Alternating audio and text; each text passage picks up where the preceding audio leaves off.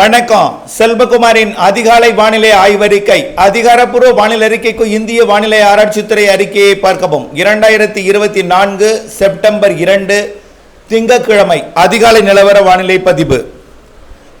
வானிலை அமைப்பு மற்றும் கடந்த 24 மணி நேர மழைப்பொழிவு, வரக்கூடிய மணி நேரங்கள், அதாவது இன்றைக்கு மழைப்பொழிவு எப்படி இருக்கும், வரக்கூடிய நாட்கள் எப்படி இருக்கும், வரக்கூடிய பருவம் எப்படி இருக்கும், இவையெல்லாம் பார்ப்போம்.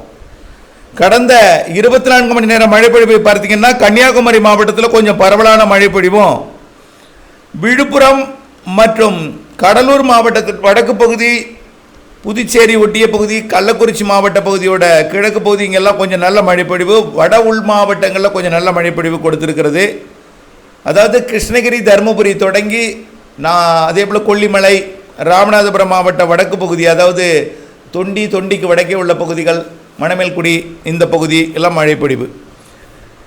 ஆக அந்த மழைப்பொழிவை பார்த்தீங்கன்னா மாவட்ட வாரியாக பார்த்து விடுவோம். அரியலூர் மாவட்டத்தில் சுமார் 2 மில்லிமீட்டர் பெய்திருக்கிறது. செங்கல்பட்டு மாவட்டத்தில் பார்த்தீங்கன்னா மாமல்லபுரம் பிடபிள்யூடி பங்களாவில் 19 மில்லிமீட்டர் 2 சென்டிமீட்டர் பெய்திருக்கிறது. செங்கல்பட்டில் 12 மில்லிமீட்டர், திருக்கழுக்குன்றம் 9 மில்லிமீட்டர், இன்னும் மதுராந்தகம் தாலுக்கா உலகம்லாம் 5 மில்லிமீட்டர் பெய்திருக்கிறது. அடுத்தபடியாக பார்த்தீங்கன்னா சென்னையிலேயே நனைக்கப்படை தூறல் மழை இருந்திருக்கிறது. அடையாறு, உத்தண்டி, சோழிங்கநல்லூர்லாம் 5 மில்லிமீட்டர், இன்னும் கீழே அதற்கு கூட கீழே மழைப்பொழிவு இருந்திருக்கு. கோயம்புத்தூர் மாவட்டத்தில் வால்பாறை பிஏபி 7 மில்லிமீட்டர் தான், சோலையாறு 7 மில்லிமீட்டர் தான். அடுத்தபடியாக பார்த்தீங்கன்னா தருமபுரி மாவட்டம் ஹரூர் நேற்று மாலை அறிக்கையிலே கொடுத்துருந்தோம் 19 millimetre, Palacode 12 millimetre, Dharmapuri 10 millimetre. அடுத்தபடியாக பார்த்தீங்கன்னா கள்ளக்குறிச்சி மாவட்டம் மணலூர்பேட்டை 15 மில்லிமீட்டர், கள்ளக்குறிச்சி மாவட்ட Ariyalur 13 millimetre, Thirukkoilur 12 millimetre, Kalayanallur 9 millimetre, Sankarapuram 7 millimetre. அடுத்தபடியாக பார்த்தீங்கன்னா கன்னியாகுமரி மாவட்டத்தில் Chittar 1 17 millimetre, Mullanginavilai 15 millimetre, Eraniel 14 millimetre, Kuruthancode 12 millimetre, Colachel 11 millimetre, Pechiparai 8 millimetre, Perunchani 8 millimetre, Puthenanai 7 millimetre, Thiruparappu 5 millimetre. எல்லாம் இன்னும் அந்த மாவட்டம் முழுவதுமே மில்லிமீட்டர் அளவில் நிறைய மழைப்பொழிவு. கிருஷ்ணகிரி மாவட்டத்தில் ஜம்முகுண்டப்பட்டி 8 மில்லிமீட்டர், பாம்பார் அணை 8 மில்லிமீட்டர், பரூர் 7 மில்லிமீட்டர். மதுரை மாவட்டத்தில் பார்த்தீங்கன்னா பேரையூர் சும்மா நனைக்கும் மழை 2 மில்லிமீட்டர் தான். அடுத்தபடியாக பார்த்தீங்கன்னா புதுக்கோட்டை மாவட்டம் மீமிசல் 16 மில்லிமீட்டர், ஆவுடையார் கோவில் 3 மில்லிமீட்டர். அடுத்தபடியாக ராமநாதபுரம் மாவட்டம் 7 மில்லிமீட்டர் தான். அடுத்தபடியாக பார்த்தீங்கன்னா ராணிப்பேட்டை மாவட்டம் கலவை பிடபிள்யூடி 3 மில்லிமீட்டர், சிவகங்கை மாவட்டம் திருப்பத்தூர் 11 மில்லிமீட்டர், காரைக்குடி 5 மில்லிமீட்டர். அடுத்தபடியாக பார்த்தீங்கன்னா நீலகிரி மாவட்டத்தில் அவலாஞ்சில் 6 மில்லிமீட்டர் தான். எல்லாம் மில்லிமீட்டர் அளவில் ரொம்ப கம்மியாக தான், 1 சென்டிமீட்டர் கீழே தான் போயிருந்திருக்கிறது. திருவண்ணாமலை மாவட்டத்தில் சேத்துப்பட்டு 13 மில்லிமீட்டர், தண்டராம்பட்டு 11 மில்லிமீட்டர். அடுத்தபடியாக வந்தவாசி 9 மில்லிமீட்டர், வேம்பாக்கம் 9 மில்லிமீட்டர். அடுத்தபடியாக பார்த்தீங்கன்னா விழுப்புரம் மாவட்டம் Mugaiyur 16 millimetre, Kedar 13 millimetre, Kanjanur 11 millimetre, Manampoondi 11 millimetre, Nemur 10 millimetre, மேலும் வானூர் இதெல்லாம் பார்த்தீங்கன்னா சூரப்பட்டு 8 மில்லிமீட்டர். அடுத்தபடியாக பார்த்தீங்கன்னா விருதுநகரில் 2 மில்லிமீட்டர். இவ்வளோதான் மழைப்பொழிவு. அடுத்தபடியாக வானிலை அமைப்பை பார்ப்போம். நேற்றைக்கு ஆந்திரா மற்றும் தெலுங்கானா மற்றும் சத்தீஸ்கர் இடைப்பட்ட போதில் நகர்ந்து கொண்டிருந்த அந்த காற்றழுத்த தாழ்வு பகுதி வெல்மார்க் லோ பிரஷர் தொடர்ந்து அது வடமேற்கு திசையில் நகர்ந்து தெலுங்கானா மகாராஷ்டிரா இடைப்பட்ட பகுதியில், அதாவது சரியாக உங்களுக்கு புரிதலுக்காக தெலுங்கானா மற்றும் மகாராஷ்டிரா எல்லையில் ஹைதராபாத்திற்கும் நாக்பூருக்கும் இடையில் அது நகர்ந்து கொண்டிருக்கிறது. இது தொடர்ந்து மகாராஷ்டிரா பகுதிக்குள்ள மத்திய பகுதியில் நகரும். அதாவது கடலோர மகாராஷ்டிராவில் நகராது, கிழக்கு பகுதியில் நகரம், மழைப்பொழிவு கடலோரம் கொடுக்கும். அதாவது மகாராஷ்டிராவோட அவுரங்காபாத், அஜந்தா, எல்லோரா இந்த பகுதி வழியாக அப்படியே சிரிடி வழியாக அப்படியே ராஜஸ்தான் பகுதியை நோக்கி நகரும். இது நகர்வது கிழக்கு பகுதியாக இருந்தாலும், அதாவது மகாராஷ்டிராவோட கடலோர பகுதிகளுக்கு சற்று கிழக்காக இருந்தாலும், மகாராஷ்டிராவோட மும்பை உள்ளிட்ட பகுதிகள், நாசிக் உள்ளிட்ட பகுதிகள் மற்றும் மீண்டும் குஜராத் இந்த பகுதிகளுக்கு இருகாற்று இணைவின் காரணமாக மழைப்பொழிவு ஏற்படுத்தும். படத்தை பார்த்தீங்கன்னா உங்களுக்கே புரியும். கடலிலிருந்து வரக்கூடிய நீராவியும் அதே போல குளிர்காற்றும், தரை காற்றும் கடற்காற்றும் குளிர்காற்றும் வெப்ப நீராவி காற்றும் இணையுமிடம் நிகழ்வோட நிகழ்வோட மேற்கு தென்மேற்கு வடமேற்கு பகுதிகள். இது நகர நகர நகர நகர மேற்கு பகுதியில் மழைப்பொழிவை கொடுத்து கொண்டே போகும். அதே போல தான் விசாகப்பட்டினத்தில் கடந்தது, விஜயவாடாவில் கொடுத்தது, ஒடிசா சத்தீஸ்கர் எல்லையில் நகர்ந்தது, ஹைதராபாத்துக்கு மழைப்பொழிவை கொடுத்தது. அதே போல தான் நிகழ்வு வடக்கே இருந்தாலும் தெற்கு புறம் மேற்கு புறம் மழைப்பொழிவை கொடுத்து கொண்டே போகும். இது ஒரு புறம் இருக்க, இது இன்னும் 2 நாளைக்கு குஜராத் வரைக்கும் போய் மழைப்பொழிவை கொடுத்து விட்டு செயலடக்கும். அடுத்தபடியாக பார்த்தீங்கன்னா தமிழ்நாட்டோட வானிலை எப்படி இருக்குன்னு பார்த்தீங்கன்னா, இது உள்ளே போகிற காரணத்தினால கொஞ்சம் கிழக்கு திசை காற்று தமிழ்நாட்டில் நுழையும். உள்ளே போகிற காரணத்தினால கிழக்கு திசை காற்று தமிழ்நாட்டில் நுழையும். மேலும் ஓமன் நாட்டை நோக்கி பயணித்தது, அது காற்றழுத்த தாழ்வு பகுதியாக செயலிழந்து வெல்மார்க் லோ பிரஷரா மன்னிக்கவும் வெல்மார்க் லோ பிரஷரா தற்பொழுது ஓமன் நாட்டின் கரையோரமாக நீடித்து கொண்டிருக்கிறது.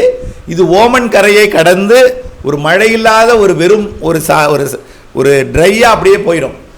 இதன் காரணமாக அங்கே இருக்கக்கூடிய காற்று படிப்படியாக திசை மாறி கேரளா கர்நாடகா கரைக்கு திரும்பும். இருந்தாலும் வலுவான நிகழ்வு வங்கக்கடலில் இல்லை, வலுவான நிகழ்வு இப்பொழுது மகாராஷ்டிராவில் இருக்கிற காரணத்தினால காற்று கொஞ்சம் கேரளா கர்நாடகாவில் நுழைவதன் காரணமாக தெற்கு மற்றும் மேற்கு காற்று நுழைவதன் காரணமாக இன்றைக்கு மாலை இரவு நாளை மாலை இரவு 2ஆம் தேதி 3ஆம் தேதி தமிழ்நாட்டிலே ஆங்காங்கே மழை இருக்கும்.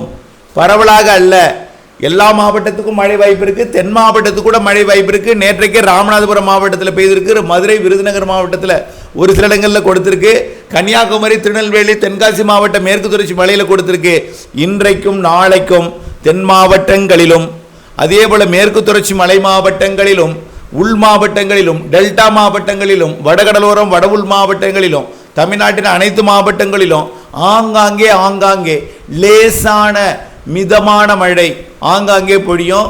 மில்லிமீட்டர் சென்டிமீட்டருக்குள்ளதான், அதாவது ஒரு 2-3 சென்டிமீட்டருக்கு மேலே போகாது. அதிகபட்சமாக பண்ணினா எங்காவது ஒரு 5 சென்டிமீட்டர் பெய்யலாம், அதுவே ரேர். ஆக 1-2-3 சென்டிமீட்டர் வரைக்கும் ஆங்காங்கே இன்றைக்கு மாலை இரவு மழை பொழிவை எதிர்பார்க்கலாம். பரவலாக அல்ல, ஒதுக்கி இந்த மழை உங்களுக்கு பெய்யலாம், ஒதுக்கலாம். எதனா மாவட்டத்தில் ஏதாவது ஒரு இடத்துல தான் பெய்யும். ஆனால் எல்லா மாவட்டத்துக்கும் வாய்ப்பு இருக்கு. லிஸ்ட்ல வரும், எல்லா மாவட்டத்தின் பேர்லையும் ஒவ்வொரு மாவட்டத்தில் ஒரு இடத்துல மழை பொழிந்ததாக பட்டியலில் வரும். ஆனால் அது பரவலாக இருக்காது, பெரிய மழையாகவும் இருக்காது. இப்படி இன்றைக்கும் நாளைக்கும் மழைப்பொழிவை கொடுக்கும். அடுத்தபடியாக பார்த்தீங்கன்னா 4ஆம் தேதியிலிருந்து 8ஆம் தேதி வரைக்கும் மிக குறைந்த பரப்பில் ஆங்காங்கே வெப்பசலன மாலை இரவு இடிமழை பொழிவை கொடுக்கும். மிக குறைந்த பரப்பு அப்படின்னா வட உள் மாவட்டங்களில் தான் கூடுதல் வாய்ப்பு தெரியுது. அதாவது பெரும்பாலும் கல்வராயன் மலைப்பகுதி, அதே போல ஜவ்வாது ஏலகிரி மலைப்பகுதி, ஏற்காடு சேலம் போன்ற பகுதி, ஈரோடு மாவட்ட வடக்கு ஓரம் கர்நாடக எல்லையோர கிழக்கு தொடர்ச்சி மலைப்பகுதி, மேலும் தென் மாவட்டங்களில் கொடைக்கானல் மலை மறைக்கக்கூடிய மதுரை மாவட்டம், மதுரை மற்றும் நத்தம் திண்டுக்கல் மாவட்டம் நத்தம் இடைப்பட்ட பகுதி, பொன்னமராவதி உள்ளிட்ட புதுக்கோட்டை மாவட்ட பகுதிகளுக்கு வாய்ப்பு இருக்கு.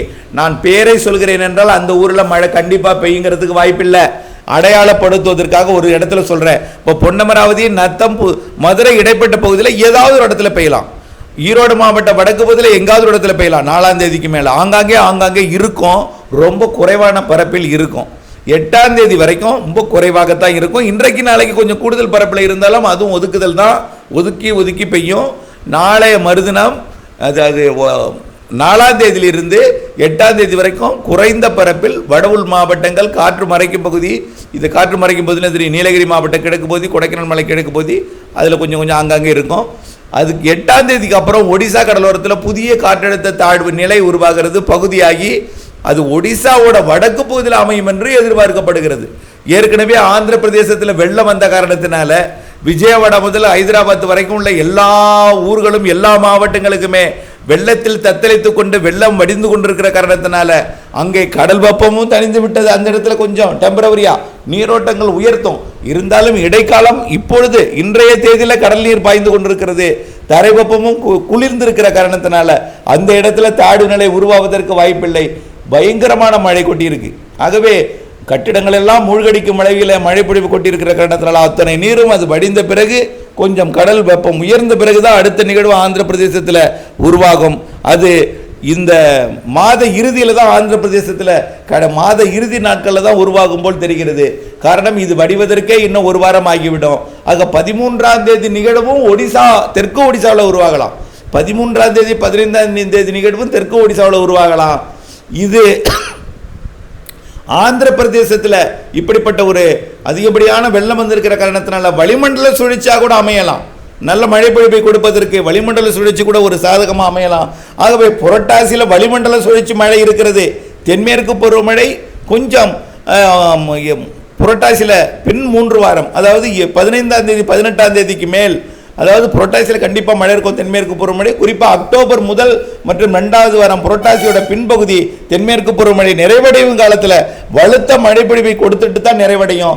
அதே போல் வெப்பசலன வளிமண்டல சுழற்சி மழைப்பிடிப்போம் தமிழ்நாட்டில் எல்லா மாவட்டங்களுக்கும் கொடுத்துட்டு தான் தென்மேற்கு பருவமழை நிறைவடையும். செப்டம்பர் 30 வரை தென்மேற்கு பருவமழை புள்ளிவரமாக இருந்தாலும் அக்டோபர் 13ஆம் தேதி வரை தென்மேற்கு பருவமழை தொடரும். அக்டோபர் 13லிருந்து 23 வரை வளிமண்டல சுழற்சி மழைப்பொழிவு தொடரும். வளிமண்டல சுழற்சியே வடகிழக்கு பருவமழை தொடங்கியது போல தெரியும்.